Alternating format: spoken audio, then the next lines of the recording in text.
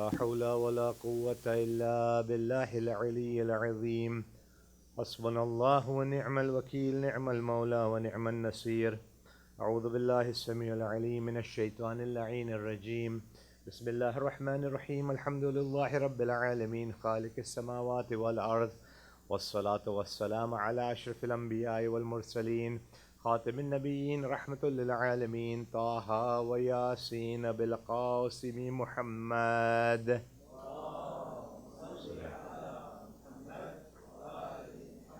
وعلى آله الطيبين الطاهرين المعصومين المظلومين المنتجبين، ورحمة الله على محبيهم، ولعنة الله على أعدائهم وقاتليهم وغاصب حقوق حقهم ومنكر فضائلهم أجمعين من يومنا هذا إلى يوم الدين. أما بعد، فقد قال رسول الله صلى الله عليه وآله وسلم: إن الحسين مصباح الهدى وسفينة النجاة. وصلوات محمد على محمد.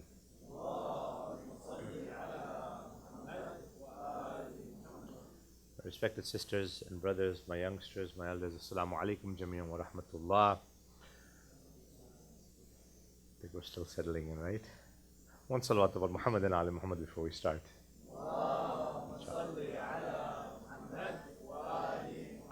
Now I feel a bit more encouraged, inshallah.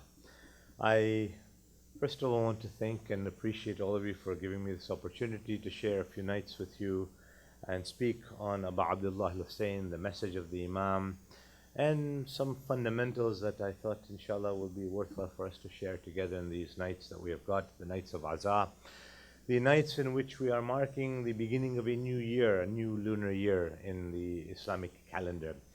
And when we look at the society around us and we see other communities, both socially and religiously, we find something very different the way we mark our new year as opposed to how others mark their new year.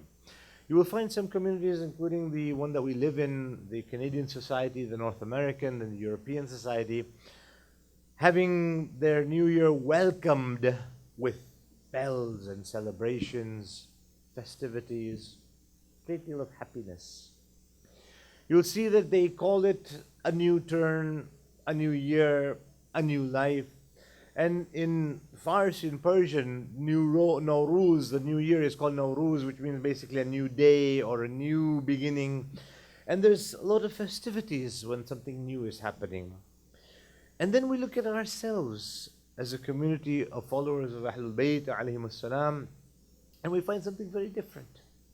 We find something completely different than what the rest of the society sees or does. And that is that we mark it with tears, with mourning. We mark it with black cloth, which is a sign of sadness in many communities, in most communities. And we want to just take a look at what is the reason for that and what is the meaning of that. And what I wanted to do, inshallah, with all of your support and all of your help, inshallah, bi'idhnillah, is to speak and see, and my overall subject matter will be Jazakallah. Overall subject matter is the human development, the development of the self, the human being getting oneself closer to Allah, developing ourselves and molding ourselves the way Allah wants us to. So that's going to be the overall subject. And with the remembrance of Imam Hussain, it becomes a fundamental, important and integral part of that project, of that goal, inshallah. And we find that the history tells us something very special, very different. In the political arena, in the contemporary political arena, or even political arenas anywhere else, even not contemporary, from the ancient era, anybody who believed in support from the public, the popular support or the democratic support, will say that if you want to win an election, for example, you need 50% plus one. 50% plus one, you will win an election if it is a democratic election.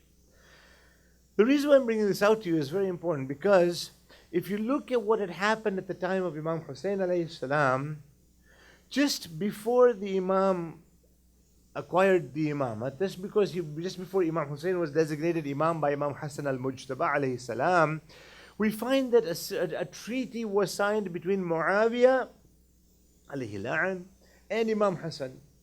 This treaty, the Sulh, was signed between the two of them. And it called for a number of things. It called for basically Muawiyah not appointing anybody as Khalifa after him. If Muawiyah dies first, then the Khilafat would be returned to Imam Hassan al-Mujtaba. If Imam has passed away before that, then it will resort to Imam Hussain Shaheed Karbala. And basically, the terms of the treaty were numerous, but I'm just giving you an overview of that. When the terms of the treaty were signed, everything was in place. Muawiyah felt that Imam Hassan's presence was still something that he could not tolerate.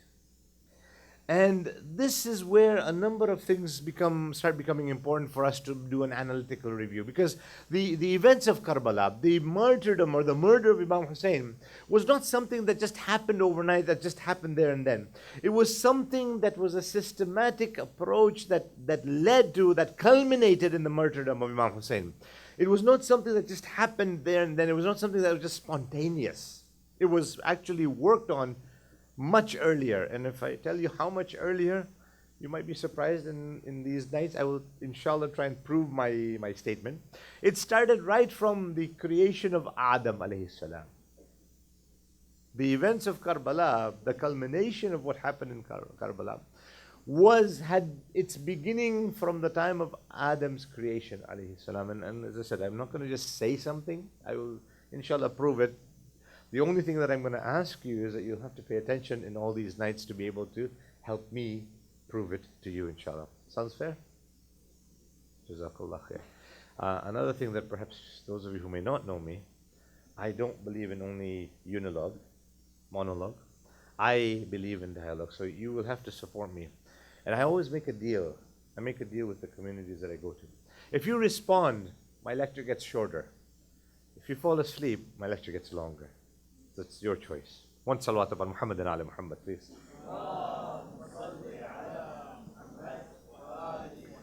So when the treaty was signed between Imam Hassan and Muawiyah, it called for all these things that I just spoke about a moment ago. And then what Muawiyah did after he poisoned Imam Hassan, after he killed Imam Hassan, because Imam Hassan was still the Imam of the time, the legitimate Imam of the time. And an illegitimate entity will not be able to tolerate a legitimate entity sitting in their presence. And the reason why I said that I will talk about going back and speaking about how how Karbala started with Adam actually, will be here, these pieces will fit in eventually, inshallah. So what Muawiyah did was he went to, after he killed Imam Hassan, because it was just too much for him to bear, just the presence of Imam Hassan, even though Imam Hassan was not saying anything against Muawiyah directly, Imam had a role implicitly to make sure that he speaks or fights against the dhulam, oppression. But openly the Imam was not involved in any direct confrontation with Muawiyah. But Muawiyah knew that the presence of Imam Hassan was still unbearable for him, so he poisoned him. And then his next step was going throughout the Muslim world, throughout the empire, and securing the allegiance for his son Yazid. He knew that he himself was not going to live forever, and he was basically now securing the allegiance, the bay'ah for Yazid. And he would go and visit various communities, various tribes all over the Muslim world. And he had a policy. He would have bags of gold and silver, gems and stones. And he would have some generals and people with him that in case somebody would not be swayed by this money and these gold coins and what have you, then we have a simple solution, and it's called the sword. So you don't agree in the end, we have ways of dealing with you, as he had dealt with numerous people. Muhammad ibn Abi Bakr, Imam Hassan himself, and various others as well. Okay, so what had happened was he managed to secure a significant amount of allegiance. When Yazid actually became the Khalifa, after the demise, the going to Jahannam of Muawiyah in the month of Rajab, when Yazid was elected or selected or was declared Khalifa, you can comfortably say, based on the historians' responses, based on the historians' narrations, more than, we can say, 90% of the Muslim world was behind Yazid. Allahu Akbar. More than 90% of the Muslim world at the time was in favor or was supporting or at least accepting Yazid as the Khalifa. And when I say more than, I mean, the number has actually gone as high as 95%, but let's just take 90 to be conservative. And there are historians that have narrated these episodes and have narrated how the community was basically very quiet when Yazid was announced as Khalifa. Similar to when the first Khalifa after Rasulullah was selected by a small group, most of the Muslims didn't do anything. Similarly, that was the case in the time of Yazid. So if you were to take 90% of an electorate, 90%, then that person who sits on the chair, who is selected as the Khalifa, who is selected as a leader with 90% of the support, will or should have absolutely no worries whatsoever. See, you guys, you're with me? If we have an election in Canada and the Prime Minister or his party is elected with 55, 60, 65%, 66%, you will say 2/3, wow, that's a majority. That's, I mean, unchallenged. That's really good. If you say they got 70%, 75%, 3/4 of the vote, 3/4 of the public support, you'll say that the game is finished. It's done. If I was to say, what about 80%? You'll say, wow, that's phenomenal. It rarely happens. Going higher and higher up to 90%, you'll say that's unheard of in most Western countries. I could probably say all of them. Unheard of. So whoever gets selected with that much support should have nothing to worry about. But Yazid now realized he's the Khalifa, he's got 90%. Only 10% are not supporting him, or not with him fully. And in that 10% was Hussain ibn Ali alayhi salam. In that 10% was none other than Imam Hussain ibn Ali. He had two choices. One choice was ignore it, just leave it, let it be. You've already got 90% with you, plus. And you don't have to worry about anything else. The problem that he faced was that the legitimacy was in that 10%, especially in the presence of Imam Hussain ibn Ali. That's where the legitimacy was. Anybody can claim anything, and in a democratic society, this would be fine. But Yazid realized and knew, and those around him also knew, that until and unless we get the legitimacy from Hussain ibn Ali, I am sitting on a hollow throne. It's like a balloon that has nothing inside it. It's hot air. It's air. There's nothing of substance in it. And that's what he realized his khilafat, his kingdom was without the support of Imam Hussain. And so one thing that we realize, and as I said, over the nights this will become clear, any illegitimate ruler realizes this.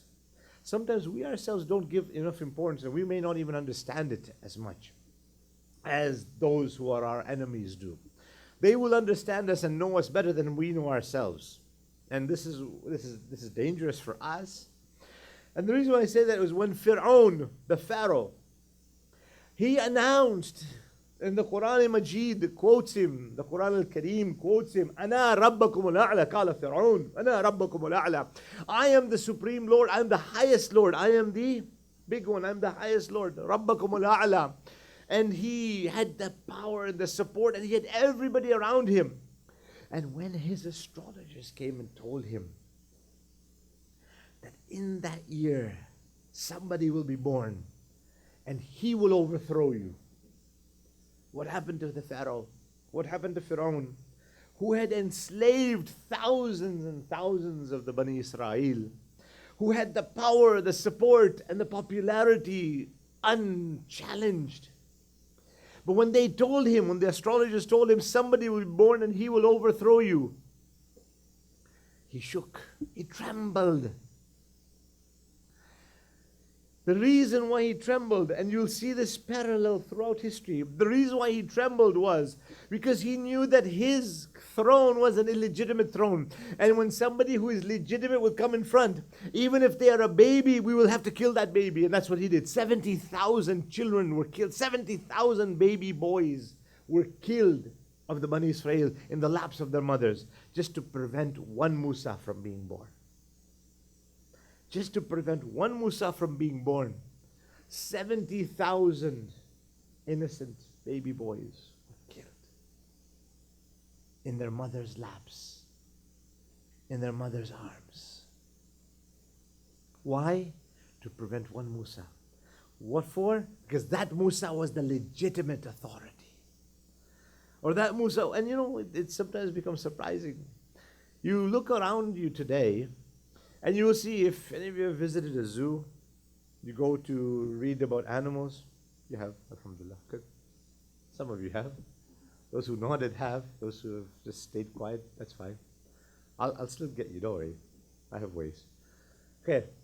And so you see, when you go to a zoo, you see the animals, and you see the babies of those animals. You know, when the cow delivers a calf and what have you. And you will see that those animals, the baby giraffe or the baby, the monkeys or gorillas, the little ones, they're fast. Have you seen them?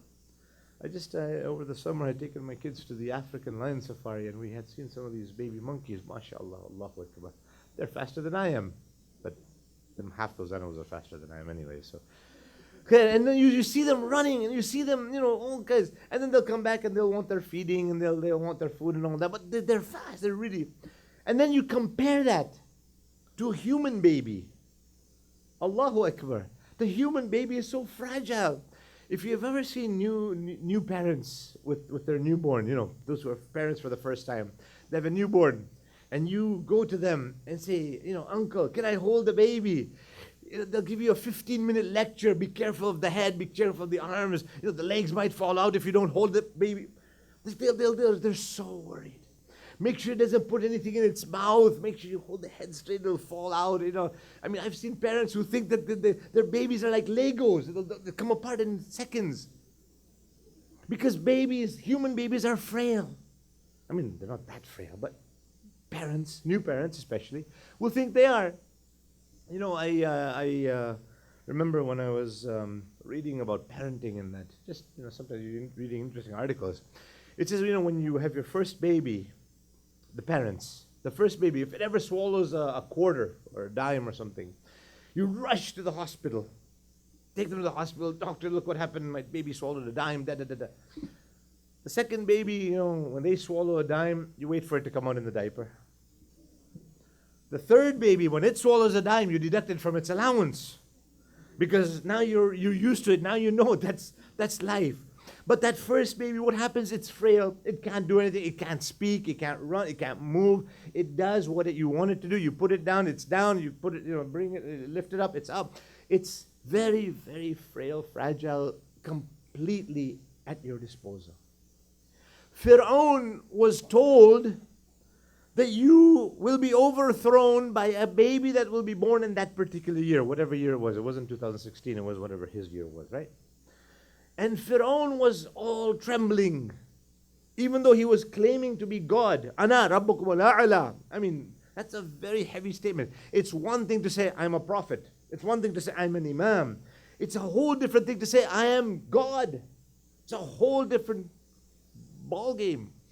And Fir'aun claimed that. He claimed to have the power. And, Namrud had done the same thing to Ibrahim. He says, I'm God. I give, Ibrahim said, I give life. My God gives life. My God gives death. And he said, he killed somebody. He said, look, I gave death. Somebody was on death row. He said, free him. I give life. I give death. Then when Ibrahim told him, my Lord brings the sun from the east and sets it in the west, why don't you bring it out from the west and set it in the west? And he dismissed the court. Basically, what Fir'aun could have been told was, why are you afraid of a baby?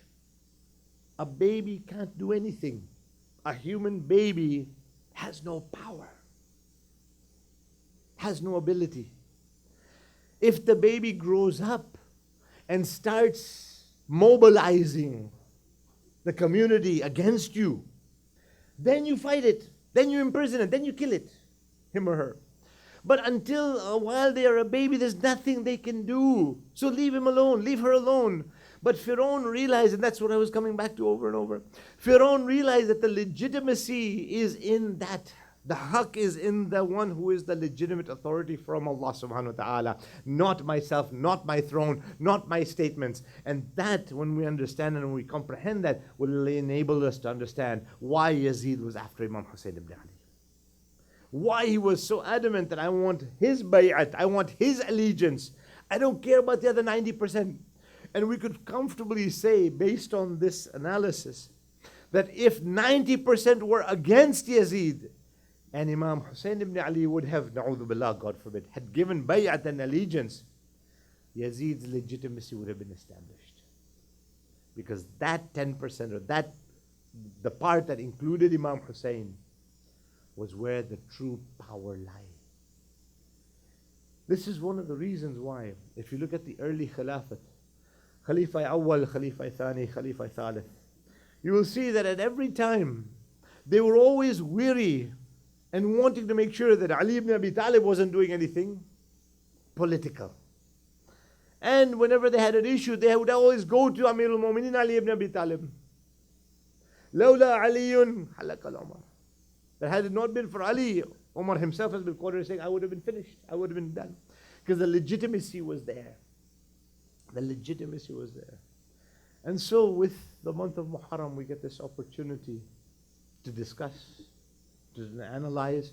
And what's really important is to do that analysis, to do that analytical review, and to see what Yazid's thinking and thoughts were, and make sure that those thoughts and ideas don't come into our minds or hearts in any way. That's the one thing that I want to also try and conclude with in these 10, 12 nights, inshallah. Because a lot of times, Satan has a way of infiltrating our minds and hearts in ways that we may not even realize it. And this is, as I said, over as we basically do an expose of our discussion, we'll see that one of the things on the battlefield of Karbala, on the day of Ashura, and this thought that I said that sometimes Shaitan brings into our minds, Umar as-Sa'd had, that many of us might have, and I hope none of you, inshallah, do, but it's something there. When Imam Hussain was confronting him, Umar bin Sa'd, and Imam tells him, in fact, those of you who have been to Ziyarah in Karbala Mu'alla, you will see that there's a place, the Hada Maqamul Mulaqat Bayna Hussain bin Ali wa Umar bin Sa'd. Beautiful blue sign is there. But this was one of the last meetings between the Imam and Umar bin Sa'd. And at that place, the Imam is telling Umar bin Sa'd, he said that you know who I am. Your father saw the Prophet holding me, caressing me, kissing me, embracing me. You know who I am. Me and my brother and I have been known as Yabna Rasulullah, the sons of the Prophet, not just the grandsons of the Prophet. The Imam had a lengthy discussion. You know that I'm the son of Ali and Fatima. It was a lengthy discussion. Umar as-Sa'd did not deny any of that. He didn't once say, no, you're speaking lie, na'udhu billah. You're not telling the truth. No, of course not. He never said any of that. He says, Na'am Yabna Rasulullah. Yes, I believe you. I know that. I know whatever you're saying is true. Then the Imam's question was, then why are you wanting to kill me? Why are you killing me? Why are you bent on killing me? The Imam was not trying to save his life. Let's keep that clear. The Imam was not trying to save his life. The Imam was making Umar bin Sa'd realize what he was doing, and his answer is what I wanted to come to in this discussion today, the first night. The answer of Umar bin Sa'd is, yes, I am going to kill you because, number one, I have been promised the governorship of Rai. Rai, for those of you who may know your geography or recall your geography, is, whereabouts is Rai? He was promised the governorship of this province called Rai. Very fertile, very rich province. Does anybody know where Rai is? You weren't expecting a geography test today, were you? It's my first night as well, so I hope I'm not scaring anybody away. Because of my own time constraints, and thankfully there's no clock around, so I don't know how much time I've taken and I don't know how much time I have still. But in the interest of time and tomorrow being a weekday, I'll tell you. It is actually in what is today Iran. The southern part of Tehran now is actually just a village. It's a region. In the past, Rai was the whole province. Similar, if you've been to Iraq again, Najaf is now the city. Kufa is a little part of Najaf. In those days, sorry, you've been? Oh, you're from Kufa. Well, Jazakallah khair. So you'll know what I'm talking about firsthand. One salawat for Muhammad and Ali Muhammad. Jazakallah khair. May Allah give us all the ziyarah to go there, inshallah, ability to go. And so Kufa used to be the city. Najaf was a little suburb outside, and now it's the other way around. So basically the same thing with Ray. So Umar Asad says to Imam Hussain, I've been promised the governorship of Ray. It's a very rich, very fertile land. I will be the ruler of Ray. And then I will go to Ali ibn al-Hussein, your son, and I'll go and apologize. I'll say, Astaghfirullah Rabbi wa atubu. I will go and apologize to him. I'll say sorry. And because your household is a forgiving household, they will forgive me, and everything is done. The reason why I brought that out as well is sometimes we have thoughts like the shaitan puts these thoughts in us. Let me sin. One day I'll apologize to Allah. Let me commit my sins now. Let me do whatever wrong I want to do now. Let me do the haram that I want to do now. Inshallah, when I grow old, when I have a gray beard or my hair turns gray and my hijab is impeccable and I'm walking with a stick or in a wheelchair, I'll go and apologize to Allah subhanahu wa ta'ala. When I'm no longer, in need of any of these worldly pleasures, then I'll go to Astaghfirullah Rabbi wa atubu ilayh, and everything will be fine. Allah is Ghafurur Rahim. Bismillah ar-Rahman. Jazakallah khair. Okay? So Allah is forgiving, He'll forgive me. You see how thoughts come. And so Umar Asad was one of the earliest people to actually make this known that I will apologize afterwards. I'll commit my sin now. I'll kill you now. I'll get the governorship of Ray. And we find that history tells us no historian ever recorded Umar bin Saad doing istighfar or going to Ali ibn al-Hussein and apologizing for what happened in Karbala. He died, he went to Jahannam without having achieved what he thought he would achieve. Because shaitan got him. We'll do it later on. And that is where the minute you delay your istighfar, the minute you delay your wajibat, the minute you delay your obedience to Allah subhanahu wa ta'ala, shaitan has already got the first grasp on you and me, on you. And when we are saying that, no, we will do whatever good needs to be done now, we won't wait for another time, then we have actually fought and confronted shaitan. The month of Muharram, and inshallah for the next few minutes I'll close with this, gives us a time to reflect as well on another level, at another level. And that level is, it's of course it is a new month, it's a new Islamic year. While we are remembering the Imam, let us ask ourselves, I ask myself and each of you sitting here, ask yourselves, what can we do differently this year that will make us closer to our Imam? Because if we're closer to our Imam, we're actually closer to Allah subhanahu wa ta'ala. And the closeness to Allah is the goal that we have every single day. When you're doing your salat, what do? I am doing my salat al-dhuhr, qurbatan ila Allah ta'ala. This is what your intention is, right? I am fasting in the month of Ramadan, qurbatan ila Allah ta'ala. I am taking my ghusl of Friday, qurbatan ila Allah ta'ala. I am performing Hajj, qurbatan ila Allah. I'm doing it for the qurbat of Allah, to become closer to Allah subhanahu wa ta'ala. Today, let's make a challenge to ourselves. Let's accept the challenge ourselves. It's the month of Muharram, a new year. Let's say today, we're going to make a promise to our Imam and to ourselves. We'll do one thing differently this year. Whatever you want, whatever it is.